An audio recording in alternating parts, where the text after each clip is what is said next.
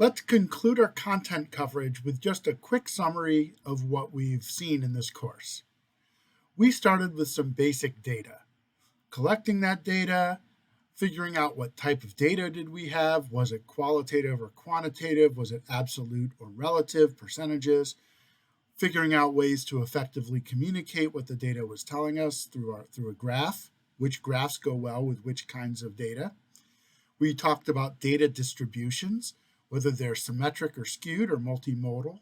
What are some of the best measures, summary statistics for a data distribution? With a symmetric distribution, we saw you want to use the mean and standard deviation. Mean tells you the center, standard deviation tells you the spread. Whereas with skewed distributions, it's better to use the median as well for the center and the 5-number summary with the quartiles for spread.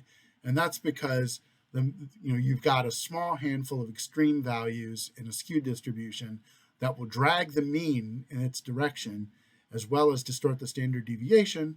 So the median and the 5-number summary, which are not impacted by extreme values, are better measures in those cases.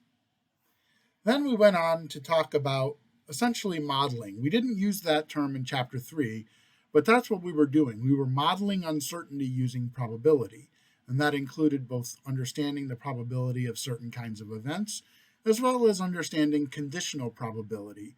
What's the probability of something occurring given something else has occurred?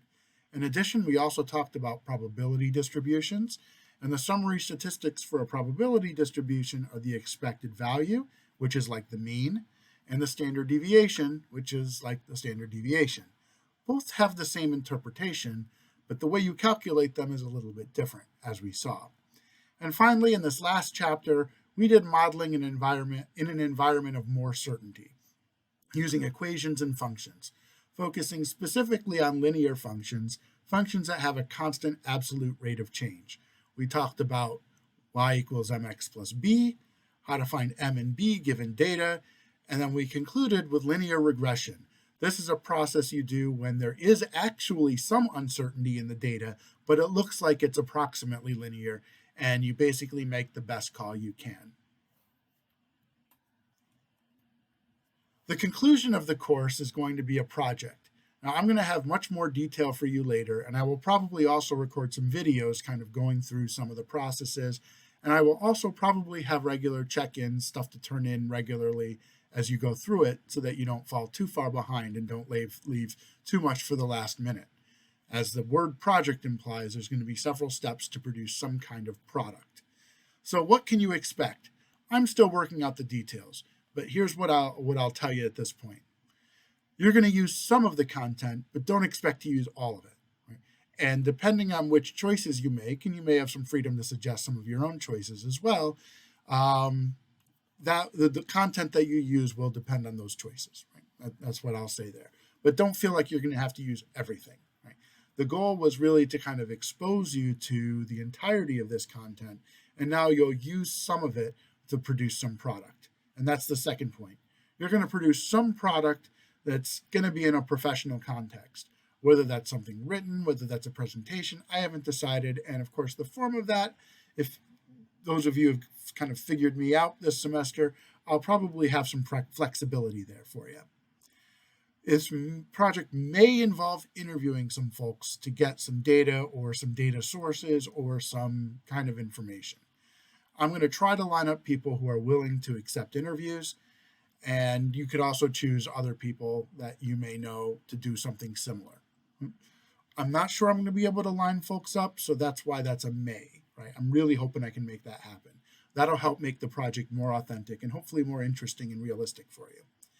Finally, a quick reminder. What we've done so far has all been on a completion and pass-fail basis. The goal is once everything else is complete, then you can go into the project and the project will determine your grade. Right? So the project grade will be your course grade. What that means is I'm going to give, as I give you detail, I'm going to tell you about how that detail will be graded. Your grade, if you complete the project and it's kind of complete the minimum specifications for the project, your grade will likely be no lot lower than a C if you've completed everything else. Right? In fact, that's my goal. I haven't worked out exactly how I'm going to grade it, so I don't want to say for sure, But my thinking is if you've completed everything and you do the project, your grade will probably at least be a C. But more on that later. I don't want to promise something yet at this stage in case I change my mind. All right, so that's it. You'll have some more information from me later. Next week is going to be a catch-up week, which will buy me some time to figure out what this project's going to look like. Thanks for watching all these videos, and I'll see you online.